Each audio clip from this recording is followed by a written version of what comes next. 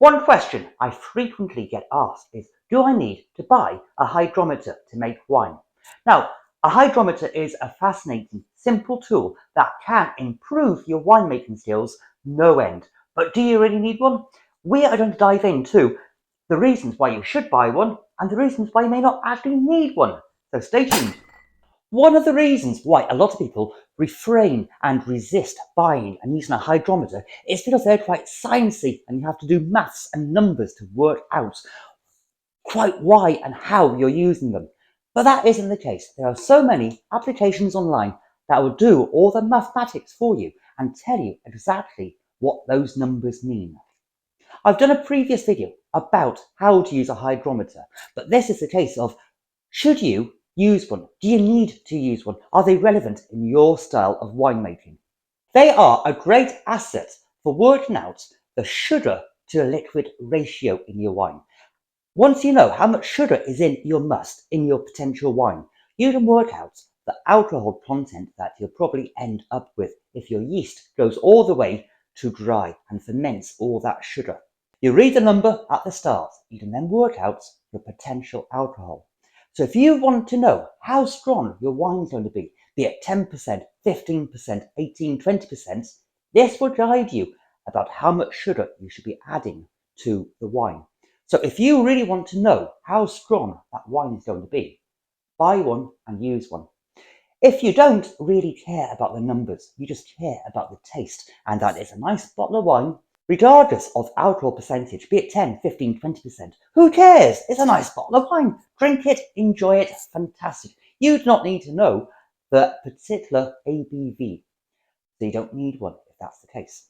The other main use for a hydrometer is to work out when that yeast has munched its way through all the sugar and farted out wonderful alcohol. If there's no more sugar left in the wine, then that yeast cannot ferment anymore. If the yeast won't ferment anymore because there's no sugar left, you won't produce alcohol or CO2, carbon dioxide. Carbon dioxide is the thing that makes bottles go bang and blow up. So basically, the hydrometer will check for you when it is safe to bottle. If the yeast can't ferment any further, then it can't produce any more carbon dioxide. And if there's no more carbon dioxide in the bottles won't explode into a bottle bomb. So by extracting a sample from your wine with your trusty turkey baster or cow inseminator, you can then work out if that wine is safe to bottle. This one is not, it's still fermenting. This is my lovely carrot cake wine. If this was all the way down to like that, then you'd know it's safe to bottle. It may not be right to bottle based on the clarity and the flavour, but that's a different subject. If it's down to the bottom, it will not produce any more CO2, so there it's safe.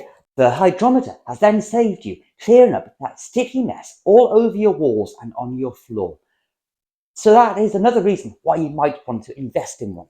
They're simple to use and they can save you that big clear up job.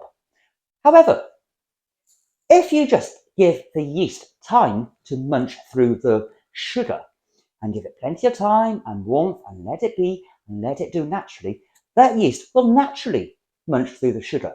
The wine does not care if you measure it or not. This will simply say, leave it longer, which I intend to do with this. So, do you need to use a hydrometer to make country wine? No, you don't. The wine does not care if you read a number. It does not matter. The yeast will do its thing. The wine will become wine. It's only your personal preference if you want to know your potential strength or your final strength of the wine, or you want that confirmation and clarity that the yeast has done its thing and you don't need to wait any longer. It's safe to bottle. So those are the two main reasons why you may want to invest and buy a hydrometer and start learning how to use it. It's dead simple. Plop it in a trial jar. Read the numbers. Go online. I will link a good calculator down below in this video that will do all the mathematics and science for you.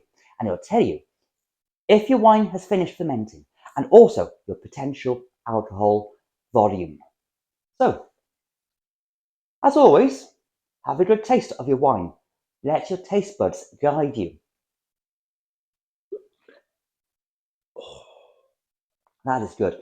And I'll see you in the next video. You have a good day now. See you soon.